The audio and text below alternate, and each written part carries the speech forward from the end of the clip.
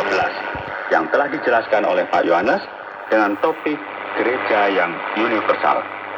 Sekarang saatnya kita untuk mengajukan pertanyaan dari Kisah Para Rasul pasal yang ke-11 dan 12 ini.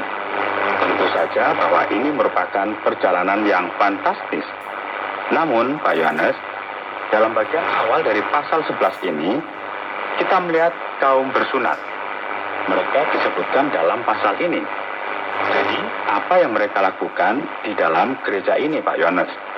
Dan apakah Bapak bisa menjelaskan akan hal ini? Ya, Pak Oti, ini perlu mengingat bahwa Injil telah melampaui batas. Injil kini telah sampai kepada bangsa-bangsa dan suku-suku bangsa yang lain. Memang pada awalnya gereja ditandai dengan kehadiran orang Yahudi saja. Dan setelah ini kita akan melihat bagaimana orang Samaria menjadi percaya, disusul bangsa bukan Yahudi pun menjadi percaya. Jadi ada beberapa kelompok dalam gereja yang sangat menekankan pentingnya untuk menjadi orang Yahudi, yaitu bagi mereka yang tidak memiliki latar belakang atau pengaruh dari bangsa Yahudi guna menjadi orang Kristen. Pertama-tama mereka perlu untuk menjadi orang Yahudi, dan setelah itu barulah mereka bisa untuk menjadi orang Kristen. Kecenderungan semacam ini merupakan referensi dari mereka yang menyebut dirinya sebagai kaum bersunat. Mereka berpendapat bahwa ketika seseorang menjadi Kristen, bagaimana bisa mereka tidak mentaati hukum mengenai upacara Yahudi? Jadi mereka memutuskan untuk menyampaikan hal ini kepada Petrus. Namun Petrus meyakinkan mereka dengan berkata, Allah telah menyatakan bahwa mereka tidak diterima. Kesulitan untuk memahami hal ini, yaitu untuk memutuskan mengenai apa yang harus dilakukan terhadap orang yang telah menjadi percaya ini, akhirnya mengakibatkan perpecahan di gereja mula-mula. Ada orang-orang yang buka hati mereka, namun ada juga yang memilih untuk menjaga adat istiadat mereka. Dan ini orang bersunat. Dalam satu sisi, kelompok ini jugalah yang akhirnya menjadi masalah yang serius dalam gereja. Berikutnya, cukup penasaran di sini. Berkata bahwa Petrus merupakan rasul utama dalam gereja ini. Sekarang, mengapa dia perlu untuk menjelaskan perihal Kornelius kepada jemaat yang ada di Yerusalem, di daerah Palestina ini? Ya, ini merupakan pertanyaan yang menarik, Pak. Kita bisa berkata bahwa banyak orang menganggap Petrus sebagai rasul yang utama. Namun kita perlu berhenti sejenak dan memperhatikan. Dalam kekristenan, Yesuslah yang menjadi tokoh utama. Dalam iman Kristen, orang yang paling penting adalah pelayan, yaitu mereka yang membasuh kaki orang lain, yang rendah hati. Jadi tidak perlu lagi bagi kita memperebutkan posisi. Rasul bukanlah seseorang yang dipilih untuk berkuasa atas orang lain.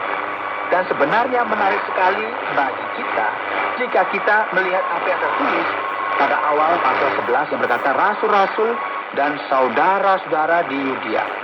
Ada beberapa orang bahkan berpikir bahwa saudara-saudara yang dimaksudkan di sini adalah para pemimpin. Jadi sangat mungkin sebagaimana yang dapat kita amati di sini bahwa kecenderungannya bukanlah siapa yang memiliki otoritas lebih tinggi, namun mereka membuat sebuah keputusan berdasarkan kesepakatan bersama. Nah, jika Allah sedang bekerja dengan rohnya, maka seluruh gereja tersebut akan yakin. Dan sebenarnya, kalau kita perhatikan dalam perjanjian baru, meskipun Petrus melayani orang Yahudi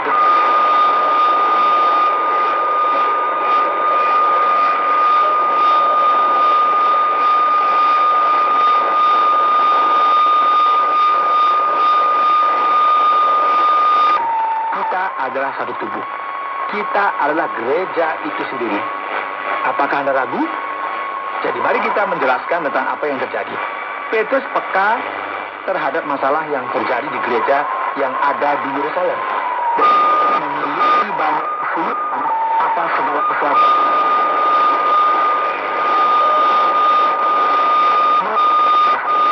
Dan membereskan semua.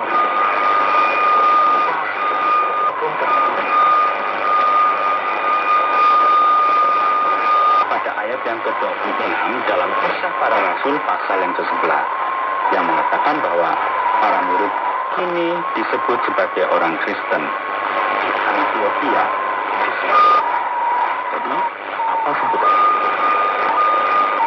Baik.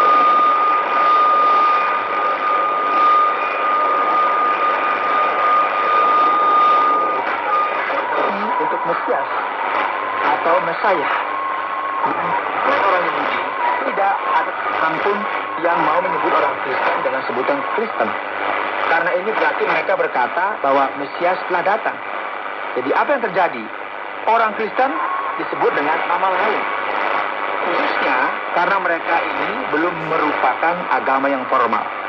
Mereka merupakan bagian dari gerakan spontanitas yang sedang bertumbuh. Dan kita juga akan melihat sebagai contoh di dalam orang pertama. Karena ini merupakan referensi dari Yesus yang merupakan orang Nazaret. Sebenarnya,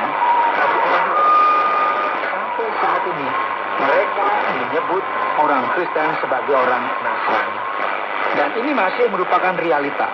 Bersamaan dengan ini, ada referensi lain mengenai orang Kristen ini sebagai pengikut calon Allah. Kini gereja juga memiliki istilah yang lebih kepada orang bukan Yahudi.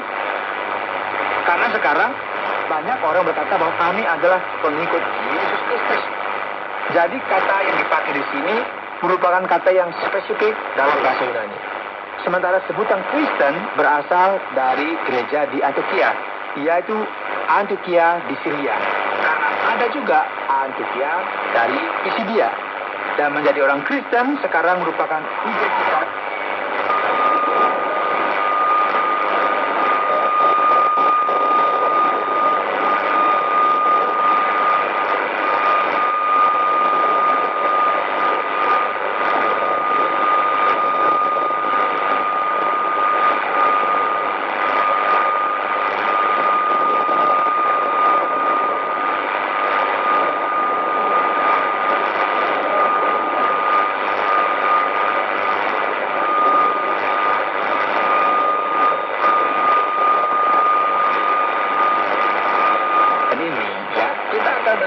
Kedaulatan Allah yang luar biasa.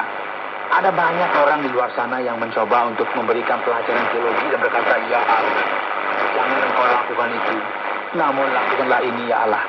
Namun Allah adalah Allah yang berdaulat. Ia tahu segala sesuatu di luar dugaan kita.